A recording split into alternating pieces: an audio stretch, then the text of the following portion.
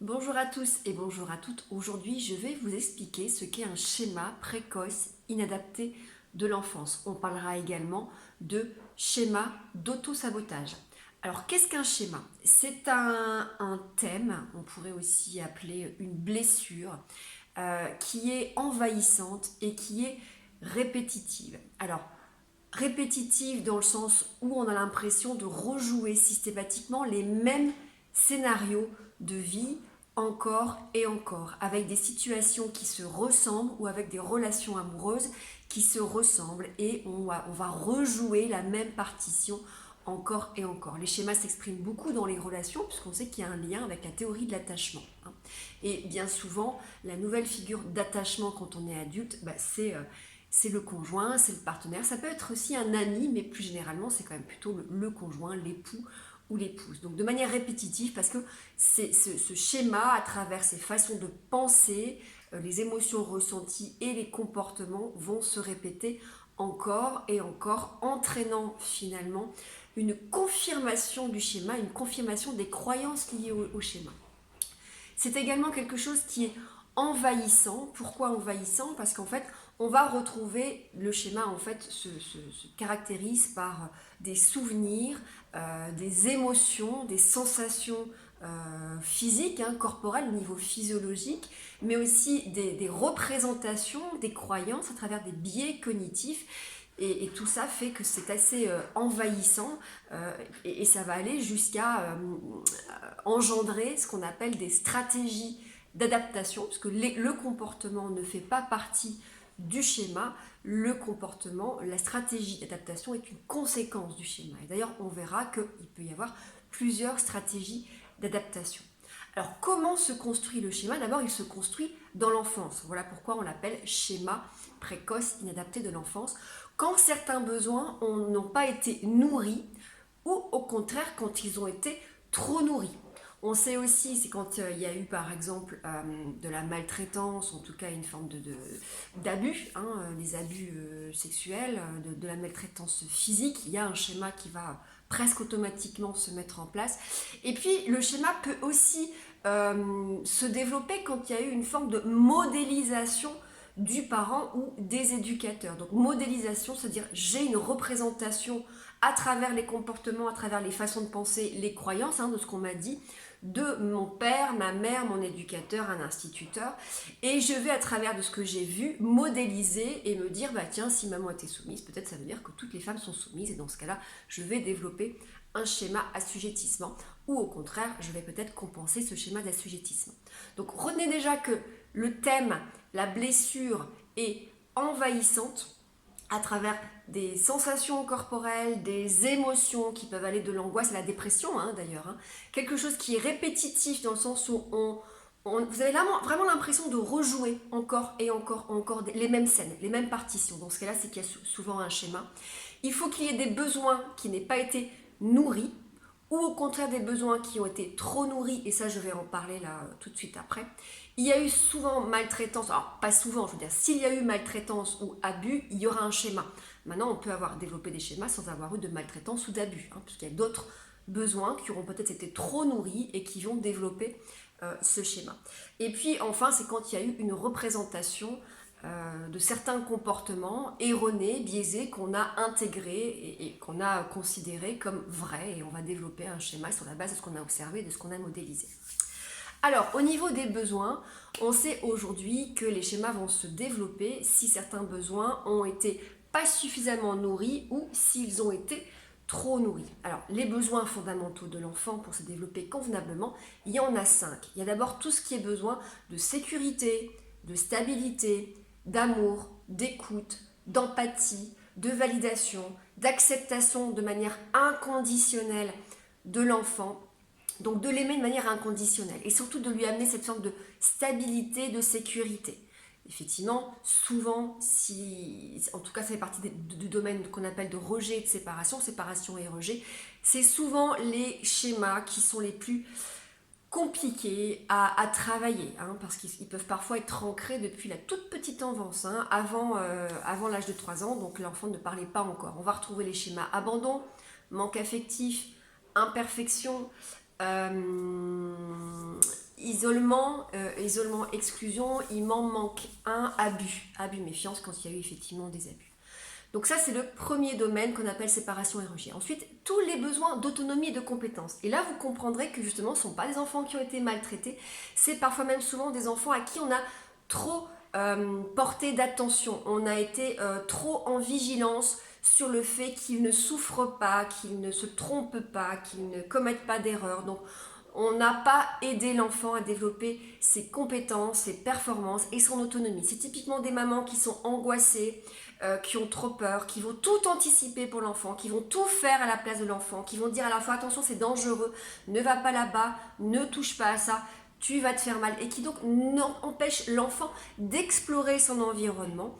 Et donc forcément, si l'enfant n'explore pas son environnement, il est fort probable qu'il ne développe pas ses compétences, qu'il ne croit pas en sa performance, et qui donc développe aussi potentiellement une angoisse, ou en tout cas un sentiment d'incompétence qui va se traduire par un manque de confiance dans le meilleur des cas, voire par des angoisses très envahissantes dans le pire des cas.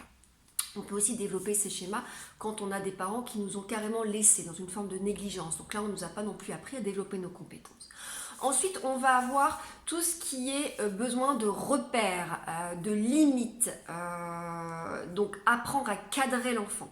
Là aussi, on peut avoir alors soit des parents qui ont élevé des enfants rois, donc des enfants qui ont été élevés sans aucune limite, à qui on a tout donné, à qui on leur a dit que tout était permis, qu'ils pouvaient avoir ce qu'ils voulaient, quand ils voulaient. Ou alors des familles où le parent, le père ou la mère n'était pas exemplaire et justement était incapable de se contrôler, ne respectait pas les règles sociales, prenait sans se soucier des autres ou respecter les autres. Dans ce cas-là, cela va construire les schémas qui sont typiques un peu du narcissisme, qui sont droits exagérés ou manque de contrôle. Ça peut être manque de contrôle émotionnel ou manque de contrôle dans les activités. C'est-à-dire je ne supporte pas la frustration. J'ai une très faible tolérance à la frustration. On va retrouver ça dans les schémas de personnalité, enfin dans la personnalité narcissique, surtout si elle est couplée avec le manque affectif ou l'imperfection. On a ensuite le besoin d'expression des émotions, des sentiments. Des enfants ont été castrés, on ne les a pas écoutés, ils ne pouvaient pas exprimer leurs émotions. Dès qu'ils avaient peur, dès qu'ils étaient en colère, on leur interdisait, on leur disait que c'était pas bien. Ou alors, dès qu'il y avait l'expression de certains goûts, de certains besoins, de certaines envies, on les castrait, on leur disait non, ça ne sera pas ça. Tu vas faire ce que maman ou papa veut, des enfants castrés dans leurs besoins, qui vont donner lieu à des schémas d'assujettissement, d'abnégation ou recherche d'approbation. Et enfin, les derniers besoins nécessaires au développement de l'enfant, ce sont les besoins de liberté, de spontanéité. Certains enfants ont grandi dans cette culture, du travail, en fait, ce besoin fondamental de travailler, de respecter les règles, d'être exigeant sur le cadre, sans pouvoir s'autoriser un peu de fantaisie, de liberté, de repos. Donc on va là avoir les schémas effectivement de punition, d'idéaux exigeants, etc., etc.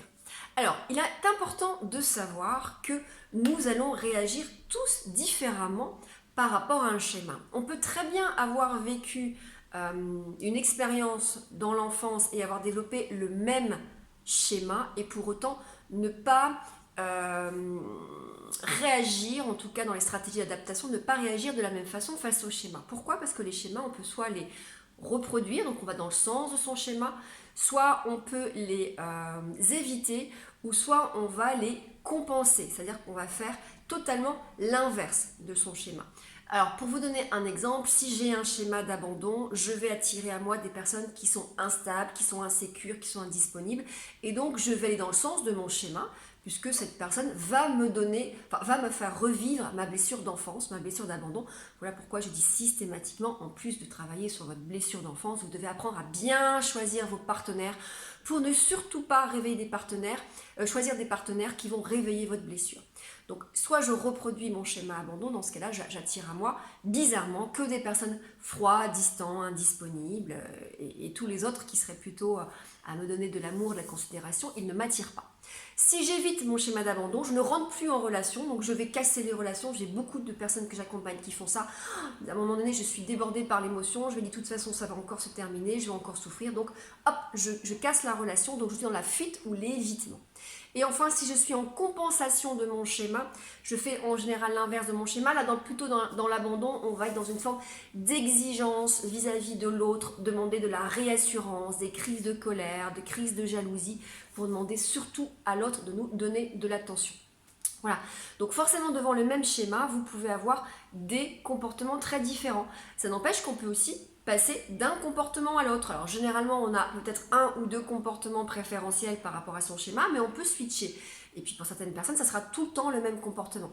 Et c'est bien ça que vous pouvez observer dans les scénarios, dans la partition qui se répète encore et encore.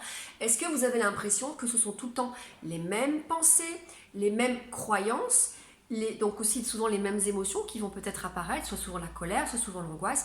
Et souvent, est-ce que vous avez l'impression que vous êtes tout le temps dans le même type de comportement? Donc, est-ce que vous êtes plutôt en compensation? Donc, la compensation, c'est l'attaque. Je vais en fait essayer de répondre à mon schéma par l'attaque. Donc, ça peut être soit de la survigilance, de la paranoïa, de l'attaque de manière agressive, une forme aussi de recherche de contrôle ou d'exigence très très élevée. La fuite et l'évitement, il y a effectivement la fuite et l'évitement physique, mais aussi la fuite et l'évitement psychologique, émotionnel, où là on peut avoir toutes les dérives d'addiction ou encore toutes les dérives de surcompensation dans une activité, surcompensation dans le travail.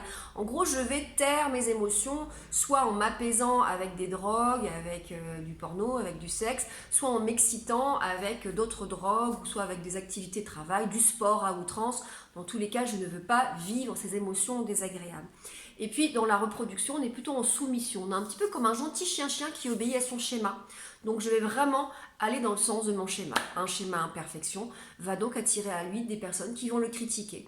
Un schéma, qu'est-ce que je peux encore vous mettre d'autre? Un schéma qui est dans un scénario d'échec, le schéma échec, va systématiquement se mettre en échec au travail ou se mettre en échec dans la relation amoureuse pour aller effectivement conforter sa croyance que de toute façon, il va échouer. Alors pourquoi les schémas produisent de l'autosabotage?